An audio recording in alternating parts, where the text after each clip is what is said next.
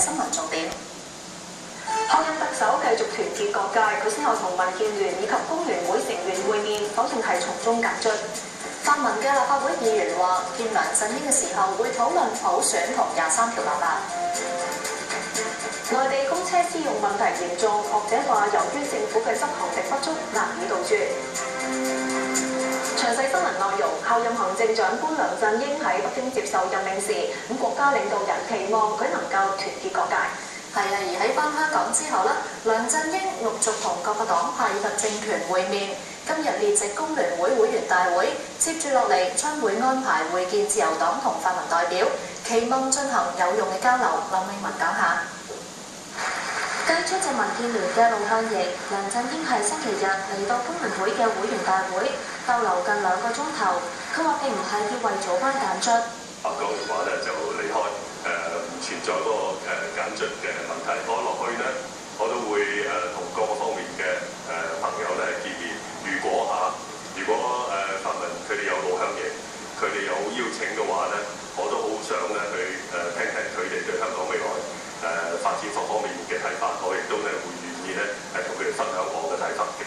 佢強調未來1-2個星期會同唔同嘅政黨團體會面，包括泛民。應該到而家咧就全部安排好晒㗎啦。呢個亦都包括咧，我會喺23號見泛民嘅立法會議員。我希望咧到時咧能夠大家咧就一啲共同關心嘅一系列嘅問題咧進行有用嘅交流。至於組班嘅問題，佢重申用人唯才。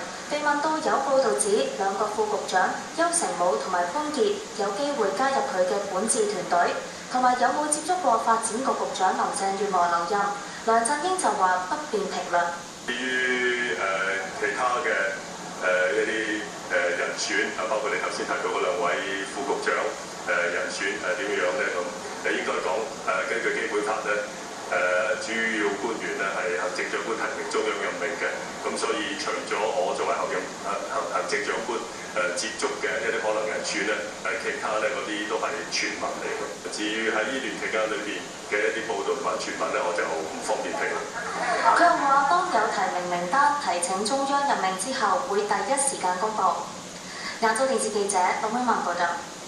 喺星期2、星期3，梁振英將會分別同自由黨、經濟動力同多名無黨派嘅立法會議員會面。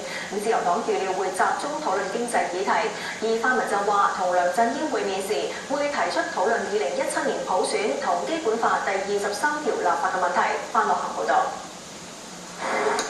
泛民立法會議員將會喺下個禮拜1，即係今個月嘅23號，去到候任特首辦同梁振英會面。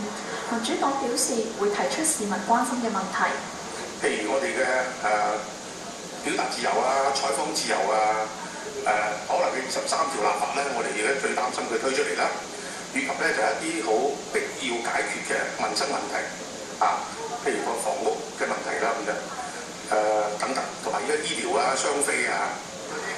公民黨就認為會面安排只有大約1個鐘，屬於禮貌式見面，唔認為梁振英會認真回應。係佢要出嚟清楚係説明中聯辦喺香港嘅內政同埋喺香港特首選舉度係冇角色嘅。我哋希望佢講清楚23條立法咧，必須要喺普選出現之後先進行。嗱，如果呢一啲咁樣嘅1823通知漁農自然護理署處理。如果可以揀，佢都想健康快樂咁成長，唔使打呢場漫長嘅仗。小朋友患上癌病，需要我哋支持同鼓勵，俾佢知道面對難關佢絕不孤單。只要我哋幫佢重拾笑容同希望，佢就有機會再次踏上健康成長路。請支持兒童癌病基金。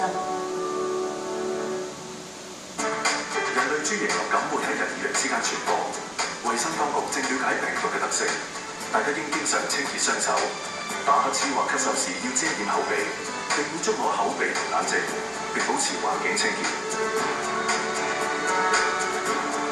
有呼吸道感染症狀或發燒要戴上口罩，及早求醫。時候話希望民建聯可以推薦人才，主席譚耀宗就話會設立遴選機制，俾有興趣嘅成員或者會員去報名。之後咧，我哋會經過一輪嘅考核啊、篩選啊咁樣啊，然後咧我哋先至做個推薦嘅工作。咁點解要咁咧？我哋覺得咧係我哋想推薦佢嘅咧係重視個質素啊，就唔係話淨係數量派對嘅人係邊啲級別。咁當然而家暫時我哋知道就係都係民陣團隊就嗰幾個級別嘅啫。咁邊啲人我哋去做咩級別咧？我哋要睇下法例報法例係啲咩人。另外，民建聯話9月嘅立法會選舉會爭取多啲議席，分隊參加地區直選。當中港島區有2隊，九龍西同九龍東就各有1隊。新界東有2隊，新界西就會有3隊，亦都會派2隊人參加超級區議會議席。民建聯認為今次選舉壓力同難度都好大。因為我哋前英文台台長林超英話，特首曾蔭權早前被指接受富豪嘅款待，以及有前主要官員被廉署拘捕，佢感到痛心疾首，已經向李國能作為主席嘅檢討委員會提交意見，咁希望下屆政府將特首同高官納入防貪法例中監管。我認為咧，現在嘅法律同埋規律咧已經非常足夠，係唔需要更改嘅。需要改嘅係將嗰套嘢咧係引用去到適用喺行政長官身上，然後包括埋所有嘅政治任命官員。國務院總理溫家寶喺聽日出版嘅中共中央機關刊物《求是》中會發表文章，強調本屆政府喺今年會把握任期最後嘅1年，重點推行反腐倡廉工作。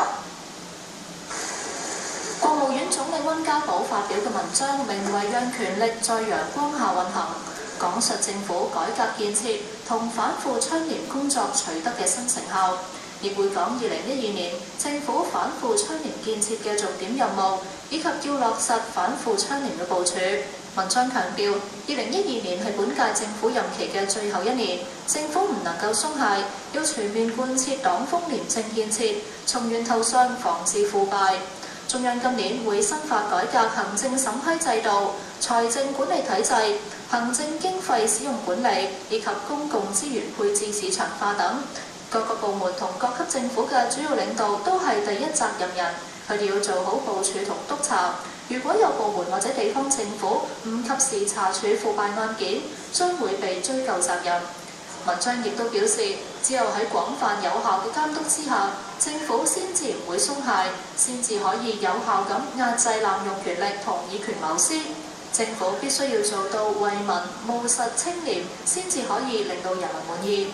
內地近年大力打擊貪腐，唔少高級官員證實貪污，包括上海前市委書記陳文宇、深圳市前市長許宗衡同前鐵道部部長劉志軍等人都被撤職懲處。而中央政府亦都由舊年起要求副處級以上官員如實申報住房、股票投資以及仔女嘅海外活動，進一步公開公職人員嘅財產。內地公車私用問題嚴重，咁中央就要求各地政府要嚴厲打擊。雖然廣州市推出措施，包括安裝定位系統追蹤公車嘅去向，但公車私用咧仍然係屢禁不絕㗎。係啊，更加有學者話，部分被濫用嘅軍方車輛唔受廣州政府監督，民眾好難投訴。駐廣州記者曾廣宇報導。每逢週末假日喺廣州嘅大型商場門外，每日嘅放學時間，學校附近都唔難見到一啲懷疑嚟購物或者接載仔女嘅政府或者軍牌車輛。退休嘅歐霸經常四出監督公